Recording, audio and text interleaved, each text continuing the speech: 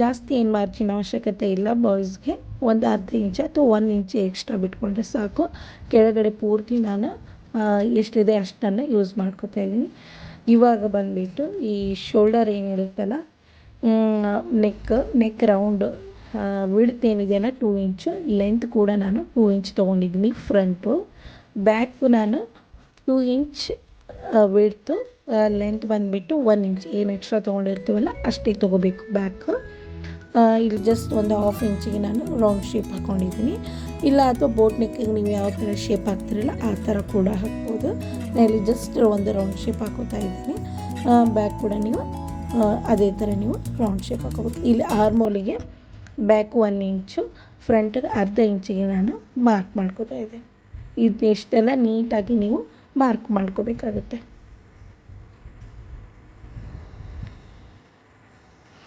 Next ಇಲ್ಲಿ ನಾವು ಶೋಲ್ಡರನ್ನು mark ಮಾಡ್ಕೋಬೇಕಾಗುತ್ತೆ. ಬ್ಯಾಕ್ ಕೂಡ ಹಾಫ್ ಇಂಚಿಗೆ, ಫ್ರಂಟ್ ಹಾಫ್ ಇಂಚಿಗೆ ಶೋಲ್ಡರ್ನ ಮಾರ್ಕ್ ಮಾಡಬೇಕಾಗುತ್ತೆ. Back front half inch. ಇಲ್ಲಿ ನೆಕ್ಸ್ಟ್ ಬ್ಯಾಕು ನಾವು ಏನು ತೊಗೊಂಡಿದ್ವಲ್ಲ 1 ಇಂಚ್ ಎಕ್ಸ್ಟ್ರಾ, ಇಲ್ಲಿ 2 ಇಂಚು ವಿಡ್ತು, 1 ಇಂಚ್ ಲೆಂತ್, ಅದಕ್ಕೆ ಜಸ್ಟ್ ರೌಂಡ್ ಶೇಪ್ ಕೊಟ್ಟರೆ ಸಾಕು. ಇದನ್ನೆಲ್ಲ ಇಷ್ಟು ರೌಂಡ್ ಹಾಕಿದ್ವಲ್ಲ, ಎಲ್ಲಿ ಮಾರ್ಕ್ ಮಾಡಿದ್ವಲ್ಲ ಅಲ್ಲಿ ನೀಟಾಗಿ ನಾವು ಕಟ್ ಮಾಡ್ಕೊಳ್ತಾ ಹೋಗಬೇಕಾಗುತ್ತೆ.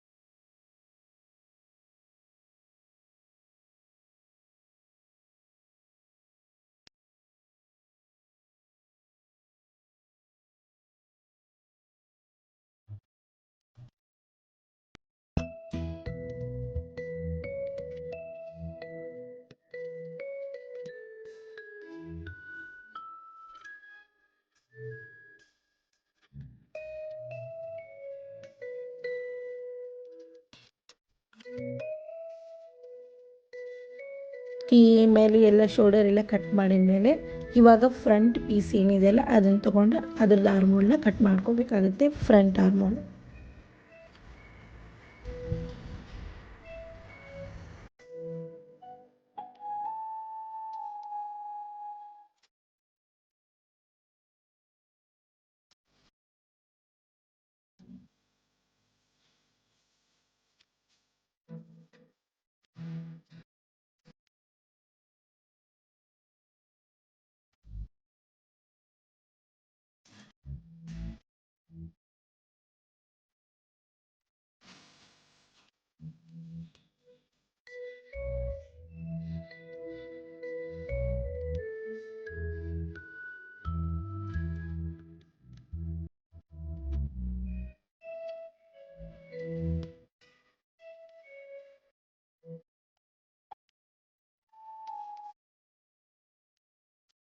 ಇವಾಗ ಇಲ್ಲಿ ನಾನು ಸ್ಲೀವ್ಸ್ನ ಕಟ್ ಮಾಡ್ಕೋಬೇಕು ಅಂತ ಬಟ್ಟೆನ ನೀಟಾಗಿ ಫೋಲ್ಡಿಂಗ್ ಮಾಡ್ಕೋತಾ ಇದ್ದೀನಿ. ಫಸ್ಟ್ ಒಂದು ಲೇಯರ್ ಫೋಲ್ಡ್ ಮಾಡಿ ನೆಕ್ಸ್ಟ್ ಇನ್ನೊಂದು ಲೇಯರ್ನ ಫೋಲ್ಡ್ ಮಾಡಬೇಕು. 2 ಸ್ಲೀವ್ಸ್ ಈಸಿಯಾಗಿ ಕಟ್ ಮಾಡ್ಕೊಳ್ಳೋಣ. ಲೆಂತ್ ಬಂದುಬಿಟ್ಟು ಇಲ್ಲಿ ನಾನು ರೆಡಿ 12.5 ಇಂಚ್ ಬೇಕಾಗುತ್ತೆ ಸ್ಲೀವ್ಸ್ಗೆ. ನಾನಿಲ್ಲಿ 1 ಇಂಚ್ ಎಕ್ಸ್ಟ್ರಾ ತೊಗೊಂಡ್ಬಿಟ್ಟು 13.5 ಇಂಚಿಗೆ ನಾನು ಇಲ್ಲಿ ಸ್ಲೀವ್ಸ್ನ ಕಟ್ ಮಾಡ್ಕೋತಾ ಇದ್ದೀನಿ. ಲೆಂತು ವಿಡ್ತು ನಾವು ಇಲ್ಲಿ 8 ಇಂಚ್ ಇದೆ. ಇನ್ನೂ ನನಗೆ ಅಷ್ಟು ಉದ್ದ ಬೇಡ ಅಂತಂದರೆ ಇಲ್ಲಿ ಸ್ವಲ್ಪ ಕಮ್ಮಿ ಮಾಡಿ ತೊಗೋತಾ ಇದ್ದೀನಿ.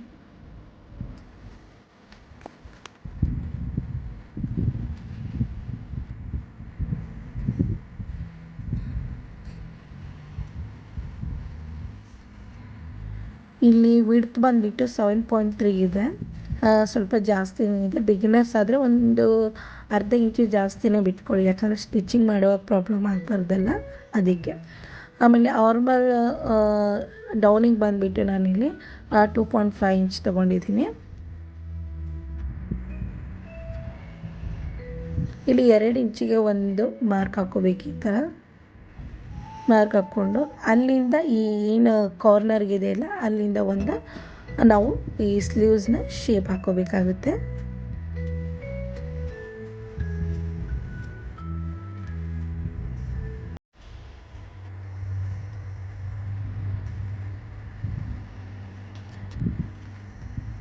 ಸ್ಲೀವ್ಸ್ ರೌಂಡ್ ಬಂದುಬಿಟ್ಟು ನಾನಿಲ್ಲಿ ಸ್ವಲ್ಪ ಲೂಸ್ ಇರಲಿ ಅಂತ ಅಂದ್ಬಿಟ್ಟು 4.5 ಇಂಚ್ ತೊಗೊಂಡು ಎಕ್ಸ್ಟ್ರಾ 1 ಇಂಚನ್ನ ತೊಗೊಂಡಿದ್ದೀನಿ. ಅದಕ್ಕೊಂದು ಸ್ಕೇಲ್ ತೊಗೊಂಡು ಒಂದು ಮಾರ್ಕ್ ಹಾಕೋಬೇಕು.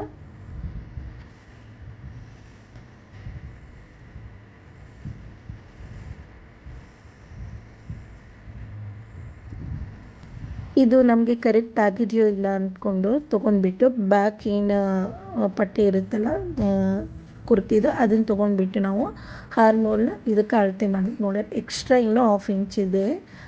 ನಾವು ಸ್ಟಿಚಿಂಗ್ ಮಾಡುವಾಗ ಬಿಗ್ನರ್ಸ್ ಒಮ್ಮೆ ಹೆಚ್ಚು ಕಮ್ಮಿ ಆಗ್ತಿರುತ್ತೆ. ಕಮ್ಮಿ ಆದರೆ ಮತ್ತೆ ಬಟ್ಟೆ ಅಟ್ಯಾಚ್ ಮಾಡ್ಕೋಬೇಕಾಗುತ್ತೆ. ಕರೆಕ್ಟ್ ಆದರೆ ನೋ ಪ್ರಾಬ್ಲಮ್, ಹೆಚ್ಚಿಗೆ ಆದರೆ ಕಟ್ ಮಾಡ್ಕೋಬೋದು. ಹಾಗಾಗಿ ಒಂದು 1/2 ಇಂಚ್ ಅಥವಾ 1/4 ಇಂಚ್ ಎಕ್ಸ್ಟ್ರಾ ನಾನು ತೊಗೊಂಡಿದ್ದೀನಿ. ಇದನ್ನು ನೀವಾಗ ನೀಟಾಗಿ ಎಲ್ಲಿ ಮಾರ್ಕ್ ಮಾಡಿದರೆ ಅಲ್ಲಿ ನೀಟಾಗಿ ಕಟ್ ಮಾಡ್ಕೋಬೇಕು.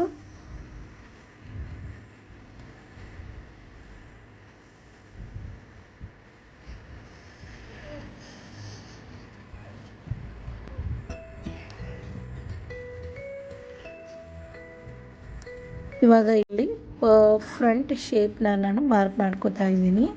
ಇವಾಗ ಈ 2 ಸ್ಲೀವ್ಸ್ನ ಪೂರ್ತಿಯಾಗಿ ಓಪನ್ ಮಾಡಿಕೊಂಡು ಈ ಫ್ರಂಟ್ ಏನು ಶೇಪ್ ಹಾಕಿದ್ದೀನಲ್ಲ ಅದನ್ನು ಕಟ್ ಮಾಡ್ಕೋಬೇಕು.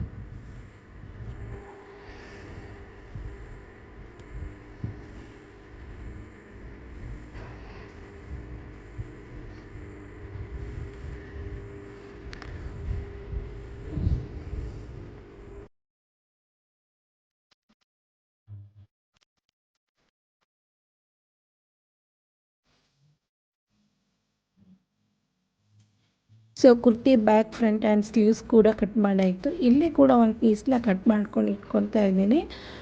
ನೆಕ್ಸ್ಟು ಇವು ಎಲ್ಲ ಪೀಸ್ನ ಇವಾಗೆ ಕಟ್ ಮಾಡೋಕ್ಕಾಗಲ್ಲ, ಕೆಲವೊಂದನ್ನು ಸ್ಟಿಚ್ ಮಾಡುವಾಗ ಕಟ್ ಮಾಡ್ಕೋಬೇಕು. ಹಾಗಾಗಿ ಸ್ಟಿಚಿಂಗ್ ವಿಡಿಯೋ ನಾನು ನೆಕ್ಸ್ಟ್ ಹಾಕ್ತೀನಲ್ಲ, ಏಕೆಂದರೆ ನಾವು ಈ ಕಾಲರ್ ಆಯಿತು 2 ಕಡೆ ಜಾಯಿಂಟ್ ಮಾಡಿ ಅಳತೆ ತೊಗೊಂಡು ನಾವು ಸ್ಟಿಚ್ ಮಾಡ್ಕೋಬೇಕಾಗುತ್ತೆ ಕಟ್ ಮಾಡಿಕೊಂಡು.